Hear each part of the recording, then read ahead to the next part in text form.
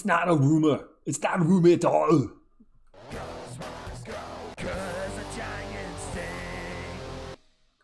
What is up, San Antonio Spurs fans? Welcome to TSR Sports. Hope you had a great Memorial Day weekend. We're back doing some videos, and there's just been so many rumors popping up and new rumors lately, and I was like, you know what?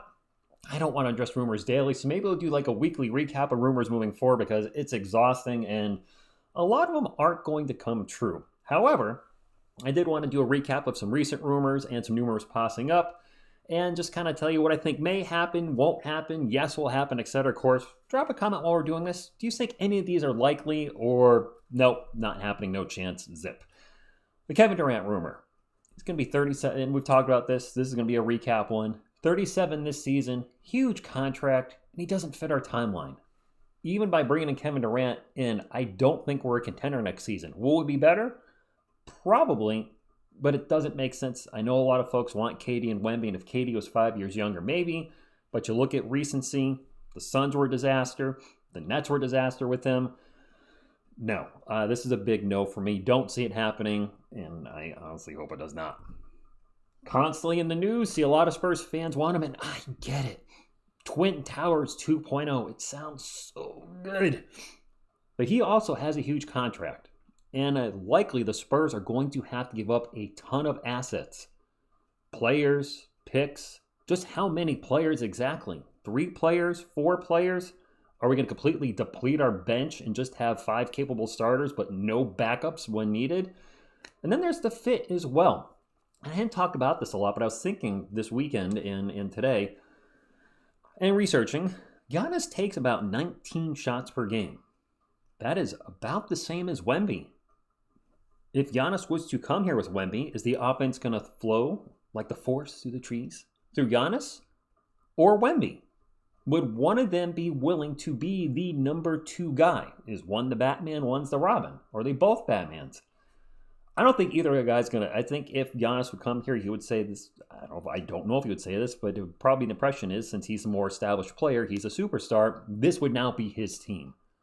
I don't want this to be Giannis's team. I want this to be Wemby's team. So I don't think this works. It sounds good in some ways on paper, but when you really think about it, the cap issues we'd have in a couple years, this is a no. This is a no. This is a no for me. Don't see it happening. If it does, holy moly. One that popped up that you guys told me about on the Twitters, and I researched it, and this has been out there a little bit. Jaylen Brown, 6'6" wing. For the last 4 years, a slightly below average three-point shooter. About a 6'6" wing that's a slightly below average three-point shooter. Wow, that sounds like some of the guys on our roster. He has a ginormous contract. $235 million over the next 4 years. Just based on that, this is oh, hell no. My goodness, no. We're going to see this until the draft, which can't get here soon enough. Seriously, it's a month away. A little less than a month. We're going to see a lot of talk about trading the second pick.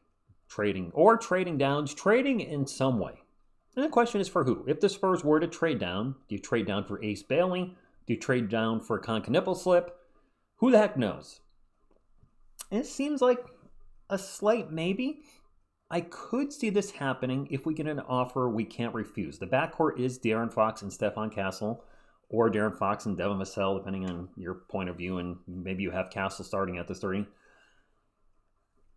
By an offer I can't refuse, and I don't mean one blue man to counter your spell. Let's say the Nets. The Nets are one, because it's been out there that Ron Harper would like his son to play for the Nets. Makes sense. Grew up in Brooklyn. Dylan did. Dylan, you son of a... That's what I'll be saying if... I guess he doesn't. Anyway, sorry, predator tangent. I think the Nets have the 8th overall pick. Correct me if I'm wrong. What if they were to offer us the 8th overall pick, and then they have 3 picks in the 20s? One of those as well. So you still get a good player at 8. Ace Bailey won't be there at 8, but Concaniple could be there. If they want a big like Derek Queen or Kevin Malawach, they'll probably be there. Maybe, we'll see. But then you give them a pick in the mid-20s. Now it's pretty much a pretty good shot if you want Maxime Reynaud in this draft. He will be available at that spot. But then you also, the future draft capital. Maybe you get another first-round pick. Maybe an unprotected first-round pick in next year's draft. or maybe not protect, maybe top 6 protection, some light protection, whatever. Maybe 2 future pick swaps. What I'm saying, Spurs fans, is Dylan Harper sounds good, but I've not seen him play in NBA minutes. Right now, it's a whole lot of potential. And if the Spurs could get a lot of you are Cowboys fans. You're watching this video because you're Spurs fans. Do you remember the Herschel Walker trade? Maybe you're not. Dating myself, but the Herschel Walker trade way back in the day, where the Cowboys traded Herschel Walker to the Minnesota Vikings, and the Vikings gave up 5 first-round picks, something crazy, which helped build the Dallas Cowboys dynasty of the 90s. If we get that type of offer, we're just like, wow, the Nets really like Dylan Harper. Maybe there's some players involved as well. If it's one of those type of offers where any Spurs fan looks at it and goes, yeah, I do that too. Granted, in the end, it's the Spurs organization, Brian Wright's decision, not, armchair quarterback here. But if it's that type of offer, then maybe they do it. Do I see it happening? No, but there's been crazier trades in the NBA. I mean, not just got traded. So anything is possible. So again, if it's a massive haul, a fleece type haul, because I've seen one of you. I know that we're going to fleece somebody with that second overall pick, and I don't totally disagree that the door's open for that. Then yeah, this could possibly happen. Last but not least, we have some recent rumors about Chris Paul going to the Dallas Mavericks. If he's not under contract with the Spurs, by the way, it was a 1-year contract. If the Spurs draft Dylan Harper, 1, he's not getting much playing time with Harper, Fox, and Castle ahead of him. 2, he's definitely not starting. And I tend to think he probably still wants to start if possible, as long as he can. Well, where's a good place to start? The Dallas Mavericks. Kyrie Irving's going to be out till, All-Star break? After the All-Star break? I don't know his timeline. What, do you get hurt in March, April? So, yeah. Anyway, start of the year. Somewhere around there. Start of the year, All-Star break, somewhere around, I'm guessing Kyrie Irving will be back. Until then, he starts. They should be a playoff team next year. They will be a playoff team. They're likely going to draft Cooper Flagg. Yeah, it makes 100% sense for him to go to the Dallas Mavericks. And it seems in the articles that Chris Paul stabbing the Spurs in the back, he goes to the Mavericks.